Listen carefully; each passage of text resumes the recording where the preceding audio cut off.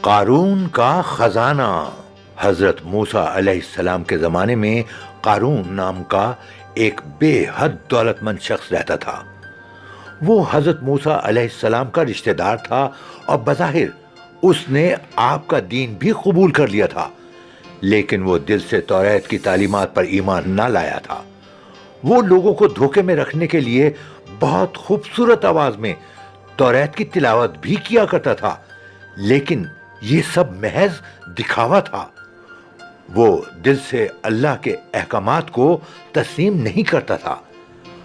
قارون کو فرعون کے دربار میں بھی اہم مقام حاصل تھا۔ فرعون نے اسے اپنا مالیاتی مشیر مقرر کر رکھا تھا۔ اس قدر عزت اور اہمیت ملنے کے بعد قارون بہت مغرور اور لالچی ہو گیا تھا۔ اس کا تکبر اس حد تک پہنچ گیا تھا کہ وہ کھلم کھلا شرک میں مبتلا ہو گیا تھا۔ قارون فصلوں کو پیشگی سستا خرید لیتا اور بعد میں مہنگے داموں فروخت کرتا۔ یوں اس نے ذخیرہ اندوزی کی بنیاد رکھی۔ وہ کاروباری معاملات میں بھی دھوکے اور بے ایمانی سے کام لیتا، سود کھاتا اور جتنا ہو سکتا تھا غریبوں پر ظلم کرتا۔ اسی قسم کے کاموں سے اس نے بہت زیادہ دولت اکٹھی کر لی تھی۔ ایک وقت ایسا بھی آیا کہ اس کی دولت کا حساب کرنا ممکن نہ رہا۔ یوں وہ زمین پر موجود سب سے امیر انسان بن گیا۔ اس کے خزانے اس قدر تھے کہ ان کی کنجیاں اونٹوں پر لاد کر ایک سے دوسری جگہ لے جائی جاتی۔ قارون نے اپنی دولت سے بہت عمدہ محل بھی بنا رکھا تھا۔ اس نے اپنے محل کے در و دیوار کو سونے اور مختلف قسم کے جواہرات سے مزین کیا، حتیٰ کہ اپنے گھوڑوں اور اونٹوں کو بھی سونے، چاندی اور جواہرات سے سجایا۔ اسے اپنی دولت کی بے جا نمائش کا بہت شوق تھا۔ مال و دولت کے ساتھ ساتھ قارون کے پاس سینکڑوں غلام اور کنیزیں بھی تھیں۔ وہ ان کے ساتھ بے حد برا سلوک کرتا اور انہیں مجبور کرتا کہ اس کے سامنے زمین پر گر پڑیں اور اس کے پاؤں کو بوسہ دیں۔ قارون کے پاس یہ شیطانی کرتوت دیکھ کر بعض عقل مند اسے نصیحت کرتے ہوئے کہتے، اے قارون، یہ عالیشان محل اور یہ سب دولت کس لیے ذخیرہ کر رہے ہو؟ کیوں لوگوں پر اتنے ظلم ڈھاتے ہو؟ اللہ تعالیٰ کو کیا جواب دو گے؟ لوگوں کا حق کیوں پامال کرتے ہو؟ غریبوں اور ناداروں کی مدد کیوں نہیں کرتے؟ قارون غرور و تکبر میں جواب دیتا کہ کسی کو بھی مجھے نصیحت کرنے کا حق نہیں پہنچتا۔ میری مرضی کہ میں اپنی دولت کیسے اور کہاں خرچ کرتا ہوں، یہ سب میری دن رات کی محنت کا ثمر ہے۔ ایک دن قارون نے بہت عمدہ لباس پہنا اور قیمتی ساز و سامان سے آراستہ گھوڑے پر سوار ہو کر اپنے عالی شان محل سے باہر نکلا۔ نوکروں کی فوج اس کے ساتھ تھی۔ غریب اور نادار لوگ اس کی شان و شوکت دیکھ کر راستے کے دونوں اطراف قطار باندھ کر کھڑے ہو گئے۔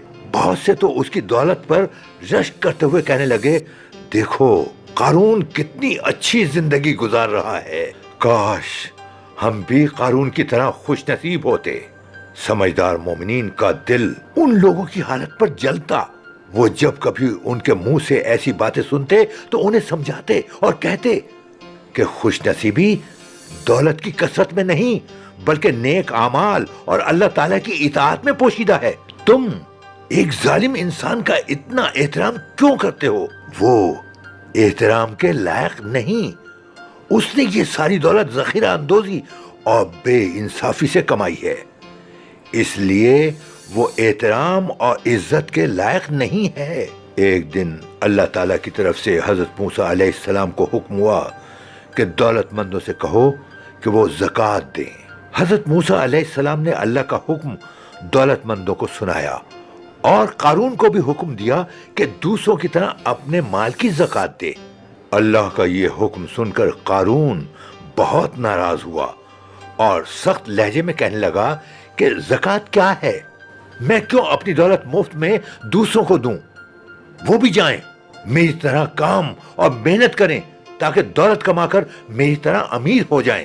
حضرت موسیٰ علیہ السلام نے اسے سمجھاتے ہوئے فرمایا، زکوٰۃ کا یہ مطلب نہیں کہ اپنی ساری دولت غریبوں میں بانٹ دو، بلکہ اپنی دولت کا ایک چھوٹا سا حصہ غریبوں اور ناداروں کو دے دو تاکہ وہ بھی آسانی سے زندگی گزار سکیں۔ قارون پر حضرت موسیٰ علیہ السلام کی نصیحت کا کوئی اثر نہ ہوا۔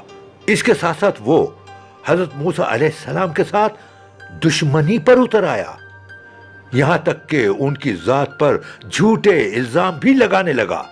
حضرت موسیٰ علیہ السلام قارون کی گستاخی اور سخت دلی سے بہت ناراض ہوئے۔ آپ کے دل سے بے اختیار قارون کے لیے بد دعا نکلی۔ اللہ تعالیٰ کے حکم سے زمین لرزی اور ایک شدید زلزلہ آیا، اور لوگوں کے دیکھتے ہی دیکھتے قارون کو اس کے محل اور تمام خزانوں سمیت زمین نگل گئی۔ یوں اس حریص کے ظلم کا خاتمہ ہو گیا۔